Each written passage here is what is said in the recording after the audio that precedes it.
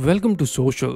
आज मैं रिव्यू करूंगा 3 हिंदी फिल्म्स का, the Buckingham murders, sector 36 and Berlin. मुझे तीनों फिल्म्स अलग अलग लेवल्स पे पसंद आई हैं, स्पेशली बर्लिन जिसका रिव्यू मैं एंड में करूंगा। So my name is Vishal and मैं ये तीनों ही रिव्यूज आपको सिनेमैटिकल पॉइंट ऑफ व्यू से दे रहा हूँ, where I am gonna share what I liked about the film, कौन सी फिल्म मुझे सिनेमा के सेंस में स्ट्रॉन्ग लगी या वीक लगी, एंड बेसिकली हर एक वो चीज जो किसी फिल्म को स्पेशल बनाती है मेरे लिए। सो चलो रिव्यू शुरू करते हैं। सबसे पहले let's talk about the Buckingham murders. देखो, शॉर्ट में अगर मैं बोलूं तो basically it's a decent thriller, और फिल्म की जो एंडिंग है वो आप सोच ही नहीं रहे होते हो। मुझे ऐसी एंडिंग्स बहुत पसंद आती हैं बिकॉज मैं एंड में थोड़ा सरप्राइज हो जाता हूँ कि ओह शिट, मैं तो ये सोच ही नहीं रहा था। So as a thriller the Buckingham murders definitely works. This is a Hansal Mehta directed film जिन्होंने शाहिद, सिटी लाइट्स, ओमेरता इतनी स्ट्रॉन्ग फिल्में बनाई हैं। सो अगर आपने ये फिल्में देखी हैं then you know how talented he is. And since मैंने उनके सिनेमा को बहुत रिगरसली फॉलो किया है, मुझे उनका सिनेमैटिक स्टाइल बहुत पसंद आया पास्ट में। द बर्किंघम मर्डर्स देखते हुए मुझे ऐसे फील हुआ that this is not his best और even his quality work. Film work करती है definitely, but it works in pieces. एक इन्वेस्टिगेटिव थ्रिलर के हिसाब से इट्स वेरी फ्लॉड। हर कोई रैंडम कैरेक्टर जो स्क्रीन पे आता है ना, उसके रिएक्शन पे दिख जाता है that he is hiding something, और एंड में जाके वो कुछ पक्का रिवील करेगा। इसके अलावा जो सपोर्टिंग कास्ट है ना फिल्म की, वहां पे तो बहुत ओवर एक्टिंग हुई है। कोई भी कैरेक्टर कभी भी स्विच मार देता है और पता ही नहीं लगता कि ये हुआ क्या। सीरियसली उन कैरेक्टर्स की ओवर एक्टिंग ने बहुत कुछ रिवील कर दिया।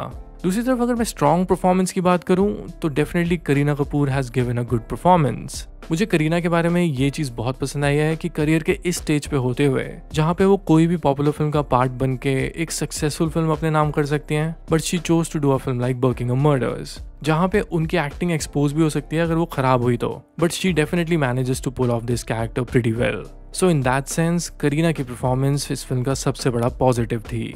देखो, अगर आप इस फिल्म को ना बस एक थ्रिलर और एंटरटेनमेंट के पॉइंट ऑफ व्यू से देखोगे, it will definitely work for you. It has enough moments and revelations जो आपको 2 घंटे फिल्म में इन्वेस्ट रखती हैं। सो अगर मैं मास ऑडियंस की बात करूँ जो फिल्म को बस चिल आउट करके ईजी होके देखते हैं, this film will work for them. इसीलिए मास रेटिंग इस फिल्म को मैं दूंगा 3.5 स्टार्स।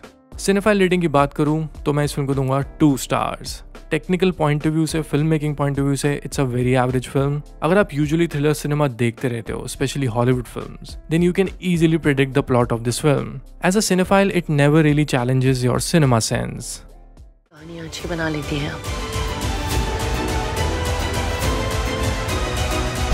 कहानियां आप बना रही हैं बॉस, यहाँ पर कुछ तो है। अब रिव्यू करते हैं सेक्टर 36 का, बेस्ड ऑन निठारी किलिंग्स, जो इंडिया के सबसे शॉकिंग रियल लाइफ केसेस में से एक है। लिटरली ये इंसान लोगों को मार के खा जाता था। पूरे इंडिया को इस केस ने हिला के रख दिया था। अब सोच के देखो कि ऐसे इंसिडेंट पे फिल्म बनाना कितना चैलेंजिंग है, क्योंकि OTT के एरा में विजुअल फेटिश को बहुत ओवर एक्सप्लॉइट किया जाता है, और कितनी सारी फिल्म्स में बेफालतू का वायलेंस और स्किन शो हमने देखा है जस्ट बिकॉज कि वो उस फिल्म को स्पाइसी बनाना चाहते हैं। अब सेक्टर 36 जैसी फिल्म के लिए ये सभी कुछ दिखाना आराम से पॉसिबल था। They could have shown anything in the film और किसी को ऑब्जेक्शन भी नहीं होती because it has happened in real life. But यहाँ पे फिल्म मेकर की सेंसिबिलिटी बहुत मैटर करती है। जिस तरह से फिल्म में मर्डर्स को दिखाया जाता है वो डेफिनेटली बहुत फियरफुल हैं। आप लिटरली कुछ सीन्स को देख के डरते हो, पर कभी भी राइटिंग और डायरेक्शन वाइज विजुअल एक्सप्लॉयटेशन को ओवर यूज नहीं किया जाता है। I appreciate the film maker for taking this route. अब बात करूं विक्रांत मैसी की, तो उन्होंने अपने कैरेक्टर को बहुत अच्छे से परफॉर्म किया है। There is a scene where he confesses about the murders, वहां पे उन्होंने बहुत ही सॉलिड एक्टिंग की है। दूसरी तरफ दीपक दोबरियाल को देख के ऐसे लग रहा था कि वो कैरेक्टर को परफॉर्म नहीं कर रहे हैं, he is actually the character. बहुत ही परफेक्टली उनपे पुलिस ऑफिसर का रोल सूट कर रहा था। आई थिंक उनके करियर की ये one of the best performance में काउंट होनी चाहिए। And I request the film makers कि दीपक दोबरियाल को ऐसे सीरियस कैरेक्टर्स के लिए और यूज किया जाए। इसके अलावा अगर मैं ओवरऑल स्टोरी स्ट्रक्चर के बारे में बात करूं तो ये फिल्म रियल लाइफ के ऊपर तो बेस्ड है, बट इसमें बहुत सारी कॉन्स्पिरेसी थ्योरीज को भी दिखाया गया है। ऐसी चीजें जो कोर्ट की जजमेंट का कभी पार्ट थी ही नहीं। सो इसलिए मैं फिल्म देखते हुए बहुत क्यूरियस हो रहा था नई नई रेवलेशंस को देख के।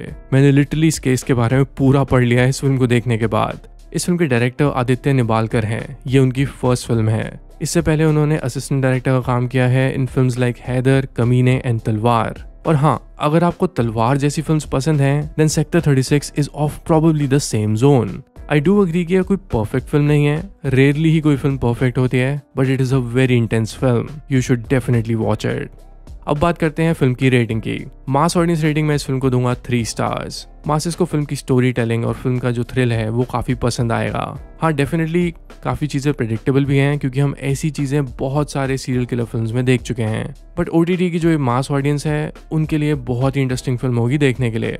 अब मैं सिनेफाइल रेटिंग की बात करूँ तो वो भी 3 स्टार्स। अगर आप फिल्म की टेक्निकलिटीज़ को देखो और अगर आप रियल लाइफ केस को पढ़ो और फिल्म को देखो तो इसमें बहुत कुछ सीखने को है film making point of view से। आपको देखना चाहिए कि फिल्म में कैसे प्रैक्टिकल इफेक्ट्स को यूज़ किया गया है, लोकेशंस को कैसे दिखाया गया है और स्मॉल स्पेसेस में कैमरा वर्क कैसे किया गया है। This is definitely a film that cinephile should also watch. अरे मैं दूंगा ना आपको जवाब, आप पूछो तो सही।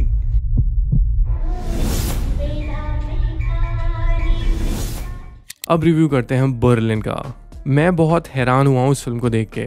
मेरी एक्सपेक्टेशंस बहुत कम थी and it has blown my mind. Spy thriller से, एस्पिनाज थ्रिलर से आपको क्या याद आता है? पठान जैसी फिल्में, टाइगर जैसी फिल्में, हम ऐसी फिल्म्स बना रहे हैं मास सिनेमा में, राइट?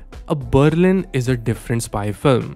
इस फिल्म में कोई larger than life action scenes नहीं है, ना ही इस फिल्म में कोई जिंगोइस्टिक कैरेक्टर्स हैं। Berlin is not a typical espionage film. ये फिल्म अपने अप्रोच में काफी मिनिमलिस्टिक है। जो इंडियन सिनेमा के स्पाई थ्रिलर्स को बनाने के रूल्स हैं, ये उन रूल्स को फॉलो नहीं करती है। इस फिल्म की खास बात यह है कि फिल्म ना बहुत ही माइक्रोस्कोपिक डिटेल्स के अराउंड रिवॉल्व करती है। लिटरली ऐसी डिटेल्स जो मेन स्ट्रीम सिनेमा में फिल्म का बस 5 मिनट का प्लॉट होती हैं।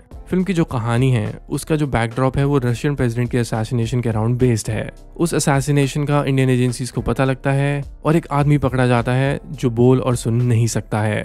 अब पूरी फिल्म उसकी इन्वेस्टिगेशन के अराउंड बेस्ड है। हमें फिल्म में काफी इंटरेस्टिंग कैरेक्टर्स देखने को मिलते हैं। Apar Shakti Khurana plays this character of a sign language interpreter, जो एक बहुत ही रेयर कैरेक्टर राइटिंग है मेरे ओपिनियन में। मैंने ऐसे कैरेक्टर्स हिंदी सिनेमा में ऑलरेडी अभी तक नहीं देखे हैं, so that was a very fascinating character to watch on screen. इसके अलावा Ishwak Singh was also very impressive. जिस तरह से उन्होंने साइन लैंग्वेज में एक्टिंग की है, he is the most interesting character of the film. इसके अलावा फिल्म में राहुल बोस भी हैं, who in a way plays a role of a senior agent, and I think वो जिस भी फिल्म में होते हैं that film really uplifts in quality. Berlin के साथ भी वही होता है। उनका कैरेक्टर और उनकी परफॉर्मेंस बिल्कुल ऑन पॉइंट थी। इस फिल्म की सबसे स्पेशल क्वालिटी है इसकी एटमॉस्फेरिक वर्ल्ड बिल्डिंग।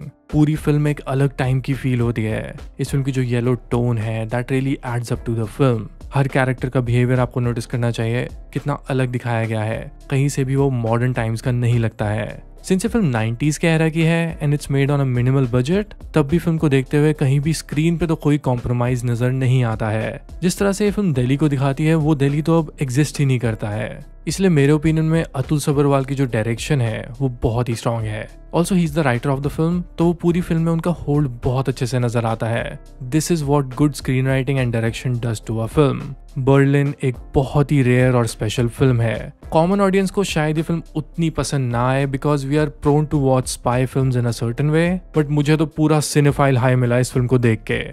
अब बात करते हैं फिल्म की रेटिंग की। मास रेटिंग में इस फिल्म को दूंगा 2.5 स्टार्स। देखो, ये फिल्म हर तरह की ऑडियंस के लिए नहीं है जो सिर्फ एंटरटेनमेंट के लिए फिल्मों को देखते हैं। It's more nuanced, heavy and also it doesn't sugar coat anything. Cinephile rating में इस फिल्म को दूंगा 4 स्टार्स। ग्रेट फिल्म मेकिंग, एक बहुत ही अंडररेटेड कास्ट के साथ, एक बहुत ही मिनिमल बजट के साथ इतनी स्ट्रॉन्ग फिल्म पुल ऑफ करना, वो भी एक 90s के एरा की फिल्म। I recommend every cinephile to watch it. तुम्हें बर्लिन नहीं पता ना, स्वीट बॉय।